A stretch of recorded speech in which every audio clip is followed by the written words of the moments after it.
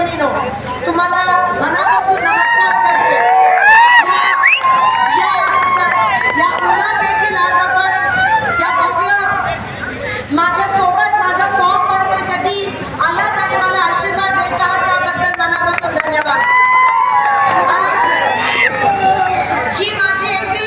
ही माझ्या एकटीची निवडणूक नाहीये, ही आपल्या सगळ्यांची लढाई आहे। मी युद्धावर चालले, तुमचा आशीर्वाद